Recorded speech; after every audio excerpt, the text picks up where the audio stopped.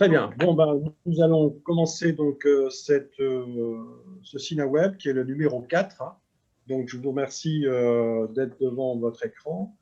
Aujourd'hui, donc, nous allons parler avec Triplex et David Lefebvre de l'étanchéité des balcons. Ça, c'est un problème important parce qu'il y a pas mal de sinistres par rapport à ça. Et ensuite, Bruno Mazuras donc, nous parlera de la réglementation et de la prévention, donc pour AXA Assurance. Bonjour Bruno, bonjour David. Bonjour à tous. Voilà, donc je vais laisser la parole à David. On démarre avec un quart d'heure de retard. On ne va pas te laisser un quart d'heure pour terminer. Prends ton temps, il faut qu'on soit dans le timing en sortie. On est sur un peu moins d'un quart d'heure de toute façon. Donc, voilà. Très bien. Bon, on débordera d'un quart d'heure puisqu'on a un quart d'heure de retard. Donc,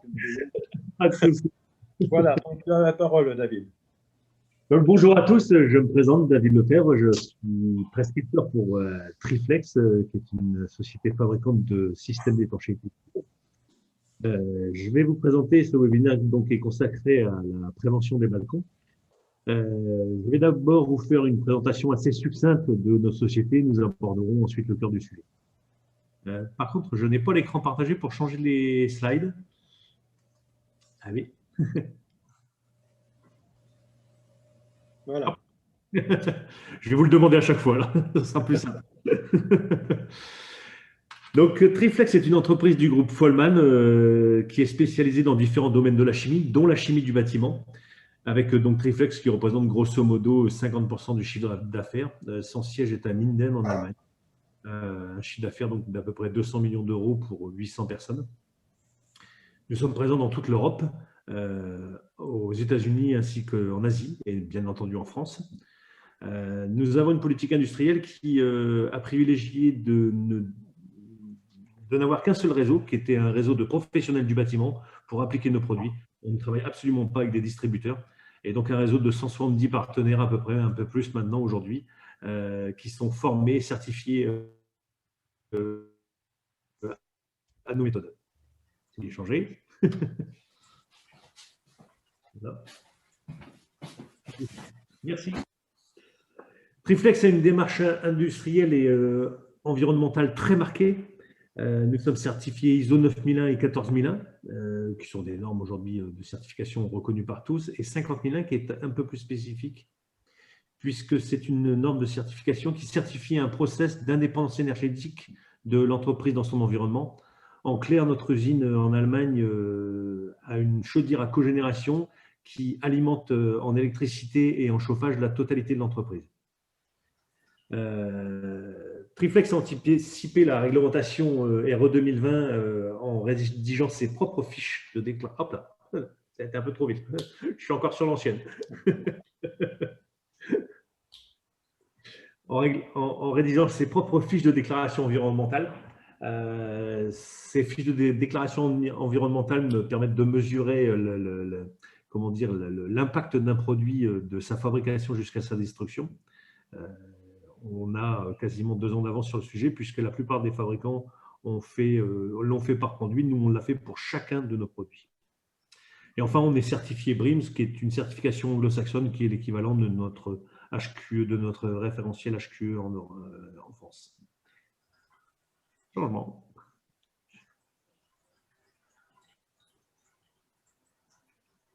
Merci. Alors, la prévention des balcons, c'est effectivement devenu un sujet d'actualité récurrent. L'actualité regorge de cas d'effondrement ces 10 dernières années, puisque je les comptabilise depuis un moment et qu'on en est à quasiment un par trimestre. Le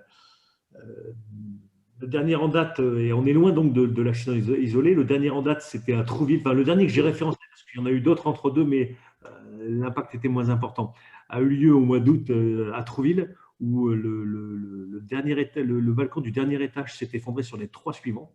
Alors heureusement, il était 3 heures du matin, donc il n'y avait personne de présent sur les balcons, ce qui est un cas avéré depuis quelques années, puisque on a rarement eu de blessés, ou peu.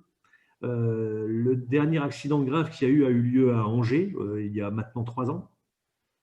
où là, effectivement, par contre, il y a eu 5 mises en examen, dont le maître d'ouvrage, l'architecte, qui sont toujours mis en examen, le bureau de contrôle, le chargé d'affaires du bureau de contrôle, en l'occurrence c'était l'APAV, est également mis en examen, et l'entreprise de gros œuvres qui est mise en examen également. Donc ce ne sont plus des cas isolés, c'est quelque chose qui devient relativement récurrent au fil des mois. Les pathologies, alors je vais vous demander de changer le slide s'il vous plaît.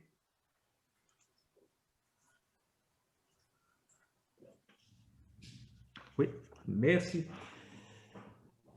Alors, suite à ces effondrements, effectivement, l'agence qualité construction s'est penchée sur le phénomène et a listé les différentes pathologies des balcons et surtout leurs indicateurs. Dans les risques d'effondrement, il y a dans la vie de l'ouvrage, souvent c'est lié au défaut de ferraillage, hein, ou au mauvais positionnement des ferraillages. C'est à l'origine de bien des cas. Selon tout ce que je vais dire là, c'est selon l'agence qualité de construction. Hein, je n'ai rien inventé, je n'ai fait que reprendre leur fiche pathologie du bâtiment. Les indicateurs, effectivement, ça va être des fissures en partie supérieure de la dalle et parallèle à l'appui. Et en cours de chantier, ça peut arriver également aussi. C'est souvent lié à un mauvais étaiement et à une fissuration en sous-face, parallèle à la façade également. Si je pouvais changer de slide, s'il vous plaît. C'est plus facile quand on le fait soi-même.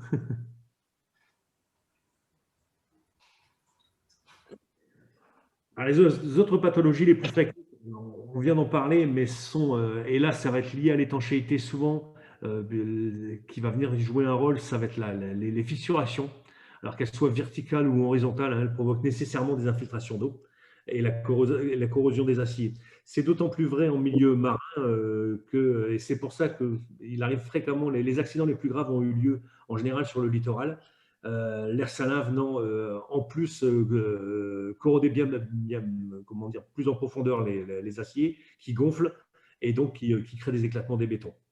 Alors justement, l'éclatement des dés de balcon, les épaufures, qui sont souvent la conséquence d'une armature de trop fort diamètre.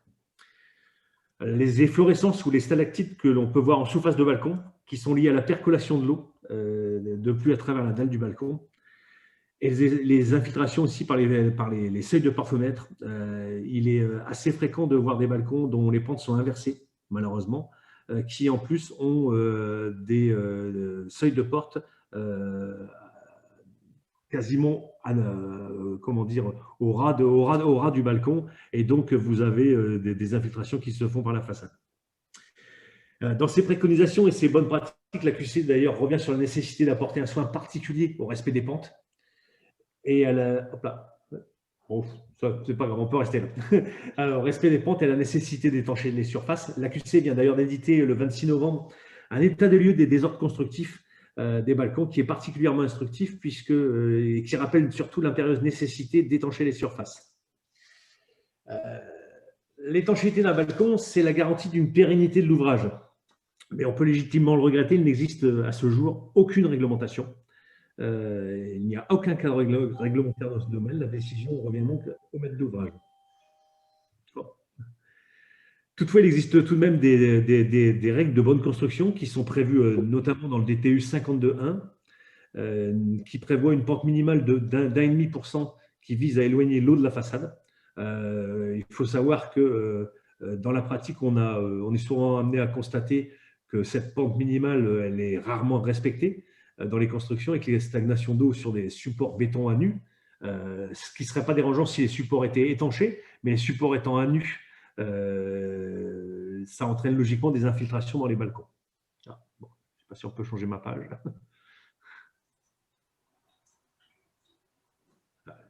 J'ai perdu mon ordinateur de changement de page. Alors, il existe tout de même un certain nombre de référentiels sur ce sujet. La DTU 2012 qui précise que les balcons recevant une étanchéité doivent être traités dans leur totalité. On y reviendra après sur les écarts d'étanchéité. Le DTU 43.1 qui précise que si les DPM indiquent des parties de construction étanchées, quelles qu'elles soient, celles-ci doivent alors suivre la norme des étanchéités de toiture terrasse. Et en l'absence d'une réglementation qui reste nécessaire, des règles professionnelles ont été établies, notamment par l'APSEL et par la CSFE. Et bien entendu, on peut rejoindre dans ces avis les avis techniques et les DTA des fabricants d'étanchéité.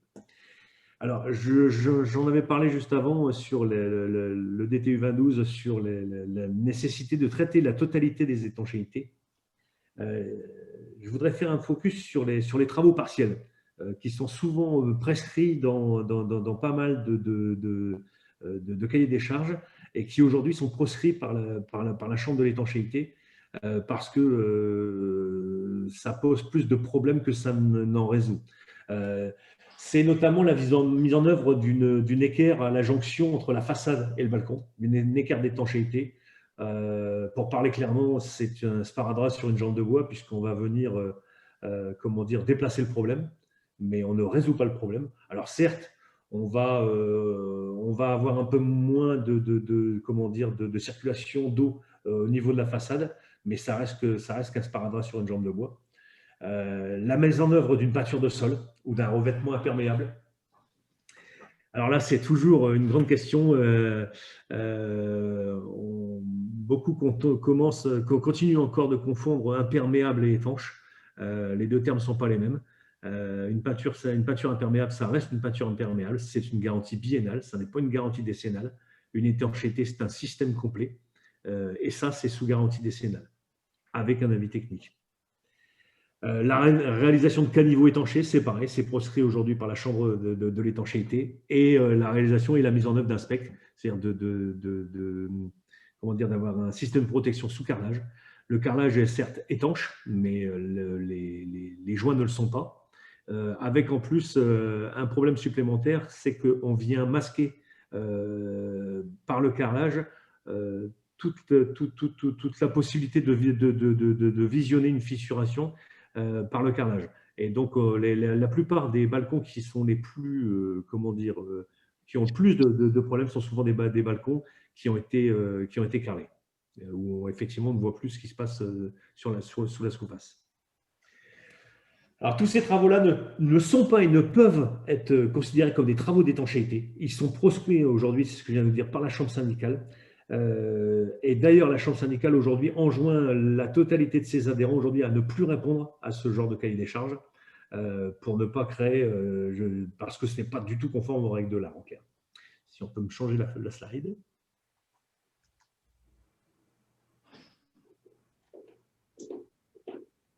Je vous ai fait un tour complet de ce qui pouvait, des pathologies. Alors, je vous enjoins vraiment, il y a un cahier qui vient de sortir par l'agence qualité construction, qui vient vraiment, comment dire, appuyer tout ce que je viens de vous expliquer là, et notamment sur les étanchéités de balcon, qui s'appelle État des lieux, état des lieux attendez, le terme exact, les systèmes constructifs de balcon et de mémoire. Il y a vraiment quelques jours, hein, c'est sorti le 26 novembre, et, qui vient vraiment non seulement appuyer la nécessité d'une étanchéité sur balcon, mais qui vient vraiment reprendre dans le détail toutes les pathologies et tous les risques inhérents à un balcon non étanché et non diagnostiqué, parce que c'est devenu un vrai marché aujourd'hui. D'ailleurs, la plupart des bureaux d'études, des cabinets de contrôle sont en train de s'y mettre. Il y a un vrai marché de diagnostic des balcons. Pour l'avoir vu dans pas mal de bureaux d'études aujourd'hui, il y a carrément des contrats qui sont faits avec un certain nombre de bailleurs sociaux notamment pour le diagnostic des balcons, parce que ça va et ça va continuer d'être un sujet dans l'avenir, sachant qu'en plus, on attend après, mais c'est un peu l'arlésienne. Il y a un nouveau DTU qui devrait sortir en neuf sur l'étanchéité des balcons, qu'on attend avec impatience, dont on souhaite voir le jour un jour. J'espère le voir de mon vivant, parce que depuis le temps que j'en entends parler, je me dis qu'un jour il va arriver. Je ne désespère pas, j'ai encore quelques années avant la retraite, donc j'espère pouvoir voir arriver ce DTI sur l'étanchéité des balcons. Voilà, je reste à votre disposition dans le cadre aussi comment dire, vos activités d'étanchéité, où on est à votre service si vous avez des projets ou des études à réaliser.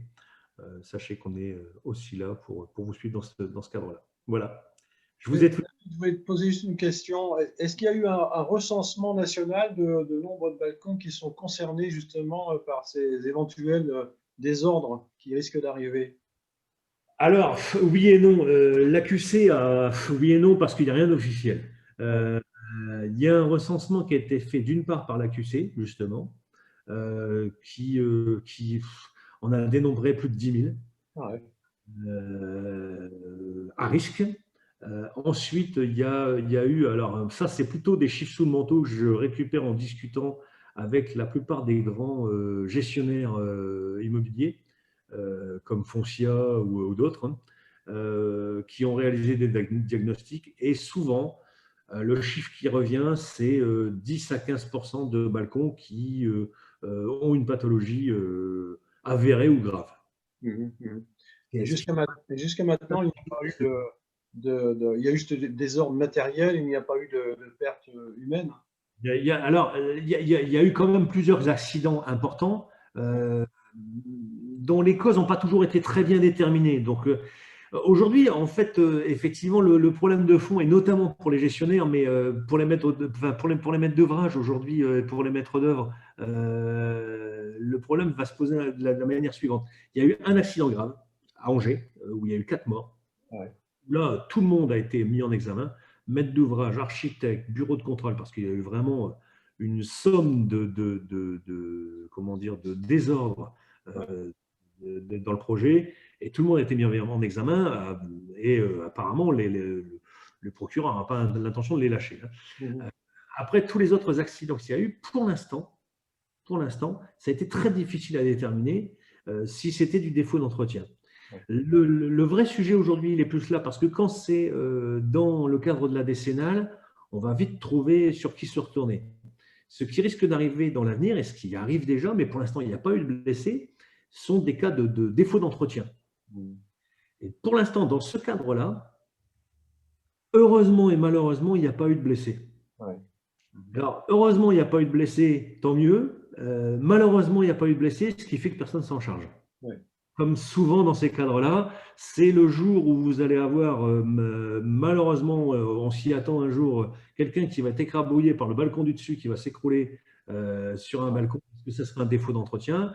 Et là, vous allez avoir des gestionnaires immobiliers, des syndics qui vont être impliqués dans l'affaire. Et là, vous allez voir que les choses vont bouger très, très vite et que bizarrement, on aura une réglementation, à mon avis, assez rapidement derrière. Donc, personne ne se sent aujourd'hui impliqué.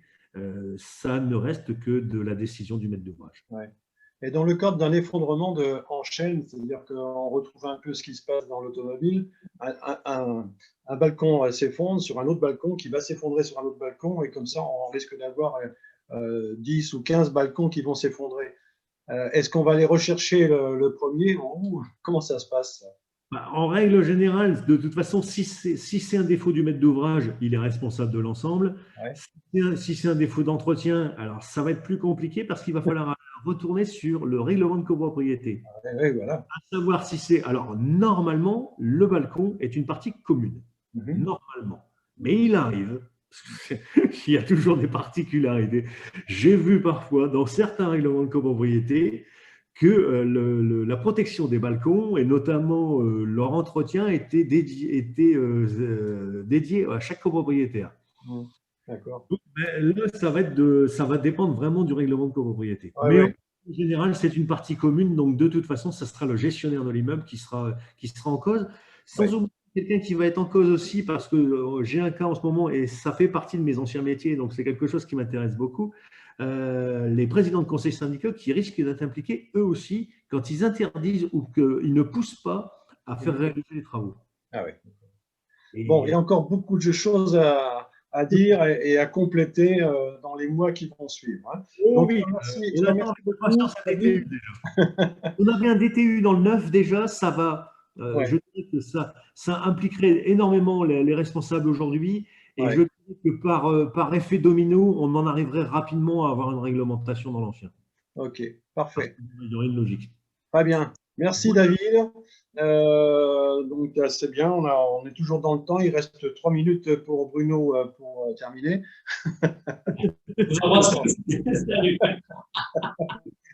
Non, Bruno, bon, nous allons t'écouter pour la réglementation et la prévention. Tu représentes AXA. Donc, nous t'écouterons. Et voilà, tu as un quart d'heure. Hein. Voilà. Merci Dominique. Alors, je ne représente pas AXA, je représente MG2 Assurance. MG2, oui. Ouais. Ouais, mais il y a toujours AXA qui se... qui est un poney commercial. Comme tu le sais, parce que le partenariat et MG2 Assurance, il n'est pas AXA et c'est important. Voilà. Okay. L'ensemble des maîtres d'œuvre partenaires du cinéma comprennent le sujet. sujet. Vous m'entendez? Je vais très rapidement, je vais présenter rapidement le cabinet, mais bon, je crois que les personnes qui sont là connaissent le cabinet. Je vais faire un zoom sur le sujet d'étanchéité des balcons des terrasses, parce que c'est le thème du jour. Est-ce que ça relève de la décennale ou pas de la décennale? Il y a vraiment des sujets de discussion, notamment avec les évolutions techniques constructives sur les bâtiments collectifs. Je vais vous faire un zoom également sur la sinistralité de nos clients maîtres d'œuvre. C'est la première fois que je fais ça, mais j'ai la possibilité de vous dire ce que vous représentez en chiffre d'affaires global sur la durée pour AXA et quels sont les résultats techniques que l'on a observés. Et puis après, j'évoquerai 3 sujets de vigilance qui sont récurrents, mais qui me paraissent importants. Brigitte, vas-y. Donc, le cabinet, donc, je reprends le sujet. Donc, effectivement, je suis agent général AXA. Il y a 2 points de vente, dont un point de vente qui est dans les locaux du cinéma. On est partenaire depuis 30 ans.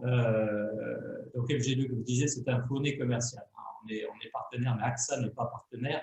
C'est important de le savoir parce qu'en fait, on a des protocoles d'accord tarifaires avec AXA qui sont exclusifs pour le cabinet, que ce soit pour la RCRC décennale des maîtres d'œuvre, mais également pour les dommages ouvrages. Donc, on a 3 pôles d'expertise, construction, assurance entreprise et gestion patrimoniale. Le chiffre d'affaires construction, c'est 3 millions d'euros et vous êtes 150 maîtres d'œuvre et BET assurés par notre intermédiaire. Vas-y, moi. Alors, le thème du jour, c'était l'étanchéité des balcons et terrasses. Alors, c'est vrai que quand on regarde les bâtiments anciens, il y avait des balcons. Les balcons ne relèvent pas de la décennale, sauf si, effectivement, ils mettent en péril l'immeuble ou en risque corporel les habitants de l'immeuble avec le risque de chute des balcons. Mais j'ai pris volontairement cette photo parce que c'est la photo de l'immeuble type que l'on voit apparaître aujourd'hui où il y a des parties balcons, il y a des parties terrasses. En règle générale, on commence à avoir beaucoup de toits terrasses qui donnent sur des parties habitables en dessous et des parties non habitables pour partie. J'ai mis volontairement cette photo avec des points d'interrogation. Il y a des points d'interrogation rouges et des points d'interrogation jaunes. Pourquoi? Si vous regardez les points d'interrogation jaunes, ils donnent tous sur des parties de terrasse qui donnent en dessous sur une partie habitable. Et les points d'interrogation rouges, ce sont des zones où le balcon qui est présent au-dessus donne en dessous sur un balcon qui est inhabitable. Alors, pourquoi j'ai fait ça? C'est parce que tout ce qui est balcon avec une partie en dessous qui est inhabitable ne relève pas de l'assurance décennale. Alors que tout ce qui est balcon terrasse avec une partie habitable en dessous relève de l'assurance décennale dans les cas de situation où il y a des fuites en dessous. Vas-y, Brigitte. Donc, tout ça pour dire que, en fait, quand on parle d'un balcon humide, le recours à décennale est souvent infructueux. On a des recherches en responsabilité décennale lorsqu'il y a un balcon qui est humide, notamment lorsqu'il y en a en surface des balcons, des coules. À chaque fois, les experts et la justice considèrent que ce sont des dommages de nature esthétique et donc ça ne rentre pas dans l'assurance décennale parce que ça ne porte pas préjudice à la sécurité de l'immeuble ni à la qualité de son usage. En revanche, quand le balcon remplit le rôle d'un toit terrasse et qu'il laisse infiltrer l'eau, là, le recours à la décennale a véritablement des chances d'aboutir. Donc, ça me permet de revenir au point jaune et au point rouge. Effectivement, si vous donnez sur un balcon, normalement, il n'y a pas d'assurance décennale. Si vous donnez sur une partie vivante, habitable, ça relève de l'assurance décennale. Alors, on commence à avoir maintenant aussi des loggias qui apparaissent ou qui sont créés par des copropriétaires. Et donc, on se retrouve avec des balcons qui n'avaient pas vocation à relever de l'assurance décennale, et parce qu'une loggia a été acceptée par la copropriété en dessous, transforme son objectif et devient un risque de nature décennale. Alors, quand on a ce type de situation, que ce soit un litige sur un balcon, que ce soit un litige sur une clôture terrasse, quand ça ne relève pas de l'assurance décennale, il faut savoir que bien souvent, ceux qui se plaignent du défaut d'étanchéité du balcon, avec les humidités qui peuvent apparaître, vont laisser tomber la recherche en responsabilité sur la décennale et vont aller chercher la responsabilité du constructeur sur le terrain de la responsabilité civile.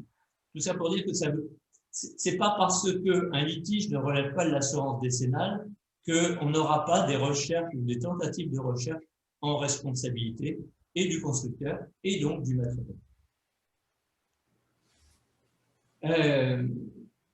Je passe sur un autre sujet, puis on verra s'il y a des questions sur le sujet de l'étanchéité. Je suis allé chercher, j'ai demandé à AXA, alors je vous ai dit tout à l'heure qu'on était partenaire depuis 30 ans, et donc j'ai pu obtenir les résultats de l'ensemble des maîtres d'œuvre que l'on a su depuis 1995, qui donne un échantillon très, très significatif. Alors, j'ai les résultats de la responsabilité civile sur la période 95-2019 et les résultats de la décennale sur la période 95-2015. On a retiré volontairement les 4 dernières années sur la décennale parce que vous savez comme moi que la part de prime sur l'assurance décennale est provisionnée sur plusieurs années et que sur les 4 premières années postérieures à la DOC, ce n'est pas la période où on a le plus de sinistres décennales. Mais j'ai volontairement allé chercher ces chiffres parce que bon, j'entends très souvent de la part de vos confrères que les assureurs s'en mettent, on va dire, je prends volontairement entre guillemets, plein les poches en pratiquant des taux très élevés sur vos activités. La réalité, c'est pas celle-là. La réalité, c'est quand je fais apparaître un résultat S sur C D2. Ça veut dire quoi? Ça veut dire le rapport sinistre à cotisation payé, dossier. C'est-à-dire que tous les dossiers que l'on a ouverts, que l'on a payés ou qui sont provisionnés, eh bien, le rapport sinistre à cotisation dossier sur 25 ans, en responsabilité civile, il est de 86%. Et en responsabilité décennale, il est de 75%. Donc, il y a deux choses sur ces premiers chiffres qui sont intéressants. Un rapport à 80%, ça veut dire que pour l'assureur, le risque est déficitaire s'il n'y a pas de produit financier. Pourquoi? Parce que les 80% sont les parts de sinistres qui sont payés ou provisionnés, mais n'intègrent pas les frais de gestion et n'intègrent pas non plus les coûts de réassurance des assureurs. Donc, si on rajoute les frais de gestion et les coûts de réassurance des assureurs, on a un rapport qui est supérieur à 100. Il est à peu près de 106-107%. Et donc, il est absolument indispensable pour les assureurs de dégager des produits financiers. Ils arrivent à dégager un pour partie parce qu'ils provisionnent les primes d'assurance que vous payez. Mais néanmoins, ça vous montre que les assureurs sont très sensibles au mouvement des marchés financiers et que ces marchés financiers ont forcément des impacts sur les primes d'assurance que vous payez. Donc, une deuxième remarque, quand vous parlez d'assurance, vous parlez toujours d'assurance responsabilité décennale. Je vous rappelle que vous êtes assuré à la fois en responsabilité civile et en responsabilité décennale. Et vous vous apercevez qu'en fait, les résultats sur l'assurance décennale sont meilleurs que l'assurance responsabilité civile. Et là, je fais un retour arrière sur l'étanchéité. Tout à l'heure, j'ai dit, il y a ce qui relève de l'assurance décennale et puis ce qui ne relève pas de l'assurance décennale. Et bien souvent, quand un litige ne peut pas être défendu sur le terrain de la responsabilité décennale, eh bien, vos clients vont tenter de vous rechercher sur le terrain de la responsabilité civile en essayant de rechercher de votre part une faute que vous auriez pu commettre et qui n'a rien à voir avec la solidité de l'ouvrage et l'impropriété à destination. Deuxième chose, il y a une deuxième ligne, ce rapport sinistre à cotisation de ces dossiers, je vous ai indiqué le taux en hors grave. Alors, AXA distingue la notion de grave et de pas grave. pour AXA, un sinistre grave, c'est un sinistre qui coûte plus de 150 000 €. Mais ce que vous apercevez en regardant ce document, c'est que la sinistralité en grave est pour 2 tiers et que pour 1 tiers, nous payons les sinistres graves. Et la troisième chose, c'est que nous avons 15% des contrats en cours qui concentrent 50% de l'achat. Donc, il n'est pas illogique que pour les 85 autres pourcents de clients qui ne sont pas sinistrés, ils aient l'impression et le sentiment à juste titre qu'ils payent pour les autres. Et tout le rôle de l'assureur, c'est d'essayer de faire en sorte de conserver cette mutualisation et d'être vigilant sur les maîtres d'œuvre que l'on accepte et ceux que l'on n'accepte pas. Vas-y, Brigitte. Alors, pour terminer, j'ai retenu 3 sujets de vigilance. Un sujet qui est permanent parce qu'on a beaucoup d'échanges avec vous tous, avec vos confrères, avec les maîtres d'ouvrage sur la dommage ouvrage, est-ce qu'elle est obligatoire ou pas.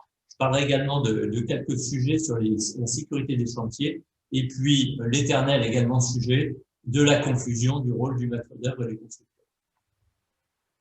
Bon, dommage ouvrage, je vous rappelle une nouvelle fois, pour autant que cela soit nécessaire, que la dommage ouvrage est obligatoire, que l'on soit un particulier ou un professionnel.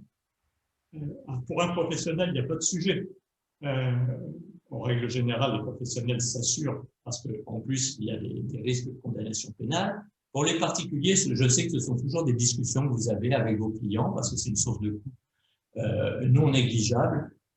Néanmoins, ce qu'il faut, c'est qu'ils comprennent que quand ils ne s'assurent pas en dommage ouvrage, derrière, s'ils ont un problème, il va falloir qu'ils mettent en cause l'ensemble des corps de métier avec tous les délais qu'il peut y avoir et toutes les discussions qu'il peut y avoir sur la responsabilité. Et surtout, s'ils vendent avant les 10 ans après l'achèvement des travaux, ils vont avoir des difficultés à vendre, ou tout du moins, le notaire qui sera en charge de la vente sera obligé d'informer l'acquéreur du fait qu'il n'y a pas d'assurance dommage ouvrage. Et donc, il y aura forcément des discussions avec l'acquéreur, un risque de moins-value sur la vente du bien et surtout un risque de devoir porter tous les litiges de nature décennale qui pourraient survenir demain à leur propre frais. Donc, il faut, voilà, vous avez vraiment un devoir de conseil et au-delà du devoir de conseil, c'est un sujet qui vous protège. C'est un sujet qui vous protège pourquoi? Parce que lorsque il y a un dossier de dommage ouvrage qui est monté, l'assureur dommage ouvrage demande toutes les attestations d'assurance et vérifie ces attestations d'assurance. Et ce dont on s'aperçoit assez régulièrement, même lorsque on a des maîtres d'œuvre qui montent correctement le dossier, il peut y avoir des interrogations sur les activités qui sont garanties ou pas garanties. Et on parlait tout à l'heure de l'étanchéité. L'étanchéité, c'est un vrai sujet. Bon, il y a des étancheurs de ces métiers qui sont assurés, et puis il y a des cas où l'étanchéité est comprise dans un marché de maçonnerie. Et ce que vous sachiez, c'est que tous les maçons ne sont pas couverts pour l'étanchéité, et la plupart des assureurs, il y en a certains qui refusent de couvrir l'étanchéité, il y en a d'autres qui acceptent avec des limites de surface, notamment de 50 mètres carrés. Et au-delà de 50 mètres carrés, c'est bien souvent une exclusion de garantie. Et on a des litiges aujourd'hui avec des étanchéités qui sont faites par des maçons avec des surfaces sur des surfaces qui sont de plus de 50 mètres carrés. Et lorsqu'il n'y a pas de dommage ouvrage, que la boîte de maçonnerie a été liquidée, eh bien, qui on va chercher? On va chercher le maître d'œuvre. Donc, je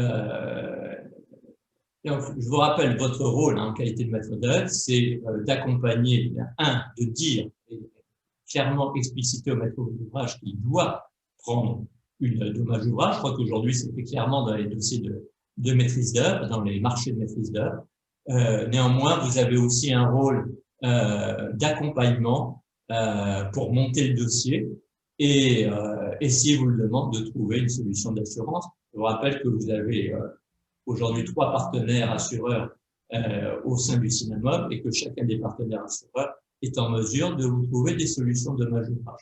Donc, ne laissez pas seul votre client pour rechercher sa dommage ouvrage. Nous sommes là aussi pour vous aider à lui trouver cette solution.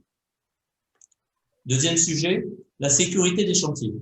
Alors, sécurité des chantiers, c'est un vrai sujet sur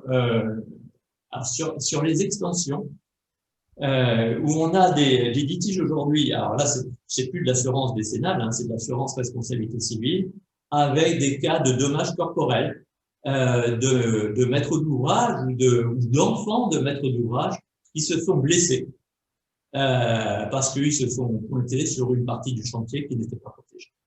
Donc, il faut de façon permanente que vous rappeliez au maître d'ouvrage qu'il ne doit pas accéder au chantier en votre absence et mettre tout en œuvre de façon à, surtout lorsqu'il a des enfants, à ce que ma personne ne pénètre sur le chantier en votre absence.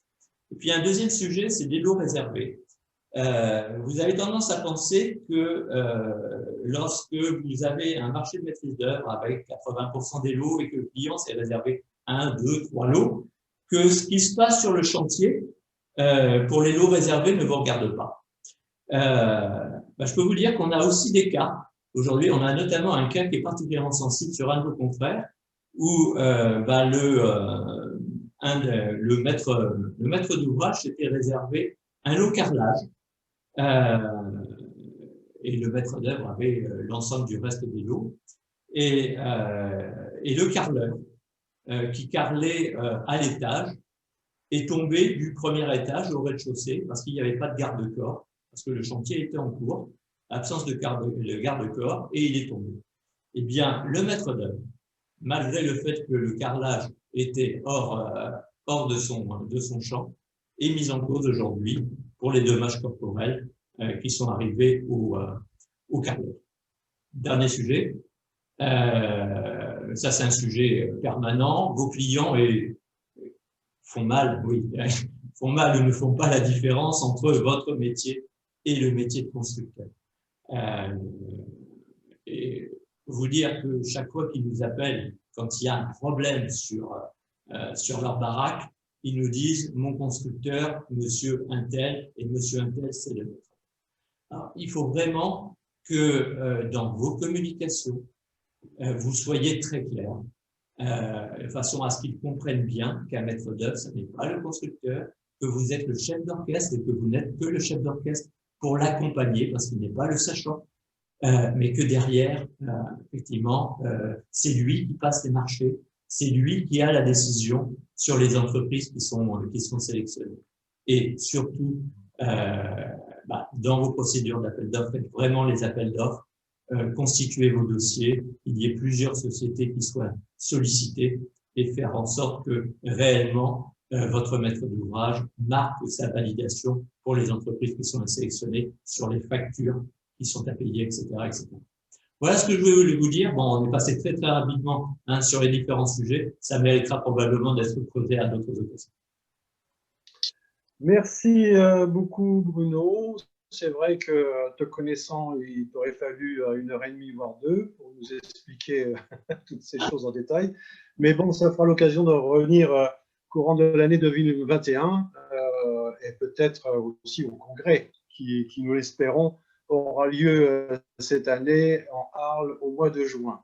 Donc, merci à tous les deux. Merci aussi à David.